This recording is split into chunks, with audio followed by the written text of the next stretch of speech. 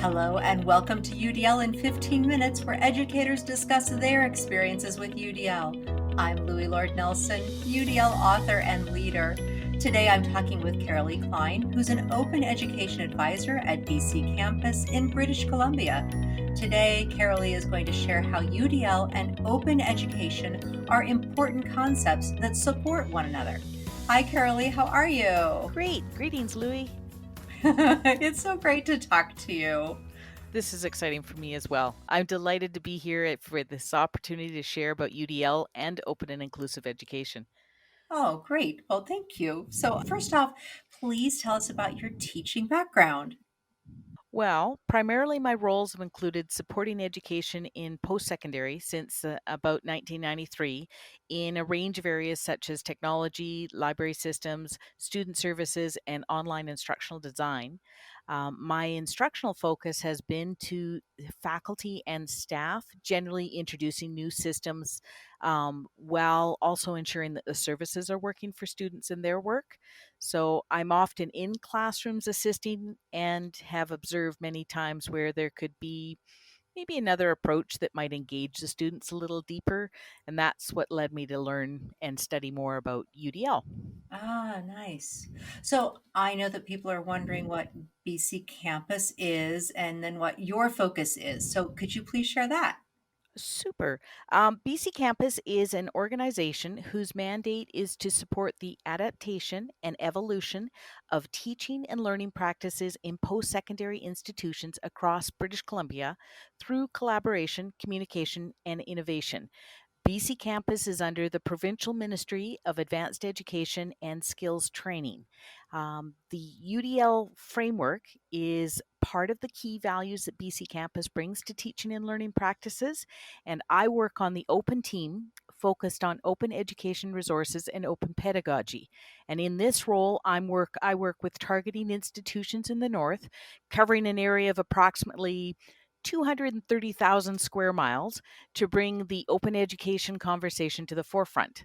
I'm also get to be that voice pointing out the challenges encountered in the north and rural spaces, such as limited connectivity, accessing digital resources. So these issues often are beyond just the realm of post-secondary and are often points captured under broader conversations such as the digital divide. Okay. And I also want to point out to folks that since we have listeners from around the world, literally like over 50 countries now, that British Columbia is in Canada. So I'm talking to a fellow North American, but in a different country. So from Canada, if people aren't familiar with British Columbia. So, okay. So for people who are not familiar with the term open education, how do you describe that? There's a lot of different ways, right? Yes, yes. There are a couple elements to sort of that umbrella of open education. The simple, more tangible elements are the open education resources, known as OER, which are the teaching, learning, and resources such as textbooks or slide decks that, through permissions granted by their creator, allow others to use, distribute, keep, or make changes in them. The open pedagogy, or is also sometimes called open educational practices, are where teaching and learning practices where openness is enacted within all aspects of the instructional practice, such as including the design of the learning outcomes, selection of the teaching resources, and the planning of activities and assessments. Open education practices engage both the teacher and students with the use and creation of open education resources. They draw attention to the potential afforded by open licenses, facilitating open peer review, and supporting participatory student directed projects.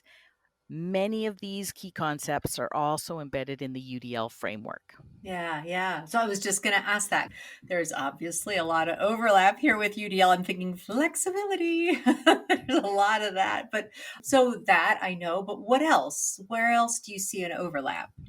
Well, a lot of the overlap that I see between the UDL framework and open education are they're both trying to help reduce the barriers for students. The more work that I do within the open realm, the more I can see the inclusive elements of UDL aligned within the open aspirations. The following is a statement from BC Campus that I want to share that I I think captures it well. Open and inclusive education opportunities go beyond financial benefits. Open pedagogy and OER enabled pedagogy look at the practices that can be incubated and nurtured when we unlock access to learning and investigate what students and teachers can do with it to improve the overall learning experience and outcomes. And I think this statement for me also captures the UDL framework aspirations. So the work I'm doing at BC Campus provides me the opportunity to support the adoption, the adaptation, the creation of open and inclusive education in BC, embedding UDL in all of that, and working towards this evolution of open practices, making way for open pedagogy to influence students and learning across the province and around the world, and moving away from the static and hierarchical approaches to yesteryear's classrooms to kind of welcome these new methodologies are, I think, where the future of learning, and it certainly aligns with the UDL goal of developing expert learners. Yeah, that's exactly what I wrote down in my notes. I'm scribbling furiously as you're talking. And the thing that I was hitting on in my brain was this is it is a tool. It's a tool to help create an environment where we can establish the supports necessary to help learners move toward becoming expert learners. And what I also was hitting on in my brain was that with all of this flexibility, and like you said, it's kind of kicking out, hopefully, some of that hierarchical stuff of I hold the knowledge and you must learn from me as the sage on the stage. But there still needs to be design, right? The teacher facilitator still needs to take the lead on how they're going to provide the steps into open access and how students will participate with the resources and the pedagogies. And that's what's going to lead the students towards expert learning. So hopefully I've gone down the right road here. Would you say so? I think so. I mean, I think the exciting things with the open pedagogy is sometimes, and it's quite a shift for educators to shift away from being completely in control, but you enable students to have a voice and you empower them in some of your conversations of what are we going to do, and really hear some of their choice. I think is some of the shift that aligns in the UDL, but it's still a transition. It still takes a lot to make that Oh shift. yeah, yeah, I'm sure. Well, I know that I wanted to ask you about how you think all of this can or does affect K-12 education. And we've already started down that road a little bit, but why don't you go ahead and address that? And then I just think we're going to spiral out from there because this is great. Oh, good. I think it is a tremendous value to the K to 12, as context is so much a part of the UDL framework, and the ability to adapt the materials is part of the OER premise. Teachers using OER can adapt them to best suit their classroom, whether it's changing the examples to be more representative of their students or combining a few resources to best provide the materials that are determined to be needed for their class. Um, so this enables teachers to decide what resources are more relevant for their students than just a static textbook, because they can pick and choose, they can pull elements, they can adapt the elements as they find maybe something isn't working. So that's part of it. Open resources also support educational equity with the open distribution. So there's some really exciting discussions happening about what's happening in the pre-K to 12. One campaign to raise the awareness of OER in this arena has been hashtag Go Open. It was a campaign started by the United States Department of Education in October 2015. And there's a website that I was been looking at and sort of exploring some of this aspect of it. newamerica.org has several reports about OER in pre-K to 12 that are discoverable looking for OER, just saying OER in the search. So I'd encourage people to go explore some of these, because some of these reports that I've looked through have got great ideas. There's a Making Connections, one that has information about tracking districts that have been using OER, and within that report, the suggestions to look at starting points such as ideas when textbooks are due for renewal or where the curriculum is lacking, and which is also really a UDL framework challenge. So this report had all kinds of resources to getting started in the classroom, as well as a list of resources for professional learning. Another report that I found on this newamerica.org was one of interest that aligns with BC Campus, as we do a lot of work in diversity, equity, and inclusion. And it was a report about supporting LGBTQ inclusive teaching and how digital materials can help. This report had lots of about the barriers, removing the barriers, and I think removing barriers to learning, it's the very core of UDL. So these inclusive areas are important and of great value to any teachers. So on that site, I would say there's some really great material for starting the OER journey, which at its very core includes values aligned to the UDL framework. Nice.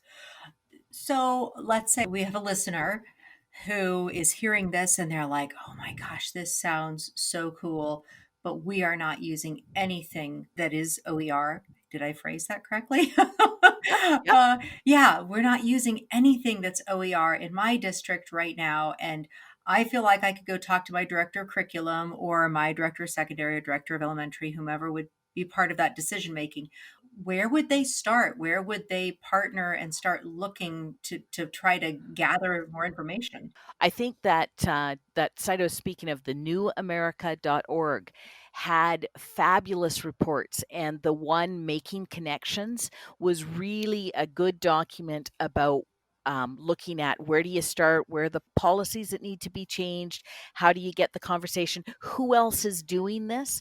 I mean, we all know there's strength in numbers. Hmm. So finding out other school districts that have been doing it, like it lists the school districts, it lists the primary grade levels that have been targeted. It talks also with the content area that has been that has adopted the OER. So in a lot of the districts, I can see that it's not everybody has jumped on board, but targets have. And if you can align yourself with whatever subject or grade group that you're involved in, then you can probably find like minded people that you can start to build those alliances to help you bring that forward and sort of talk about the barriers that have been encountered and how they got around them. It lists a lot. I mean, that one report, Making Connections, bringing OER into practice, certainly listed lots of steps, little things. There were several other reports throughout there about creating systems of sustainability, looking towards a long term. It's not just about finding the OER to use it, it's how do you sustain it? How do you make sure that it's still got the quality that you want and that there's that dialogue happening and there's that commitment to that materials being available? Yeah. So there's lots of places to start on. Just that site alone, I thought had a lot to get people going. That's fabulous. That's like a gold mine. Well, this has been a great conversation, Carolee. We have hit up against our 15 minutes and it always goes so fast. But thank you. This was a great introduction. I think a lot of people are going to learn a lot, and newamerica.org is going to get quite a few new hits here after people hear this. So thank you so much for being a guest on the podcast. Thank you so much for inviting me, Louie. I have really enjoyed this. Oh, absolutely. So, for those listening to this podcast, you can find supplemental materials like an image montage with closed captioning, that montage with audio descriptions, a transcript, and an associated blog at my website, which is theudlapproach.com. Finally, if you have a story to share about UDL implementation for UDL in 15 minutes, contact me through the udlapproach.com. And thank you to everyone for your work in revolutionizing education through UDL and making it our goal to develop expert learners.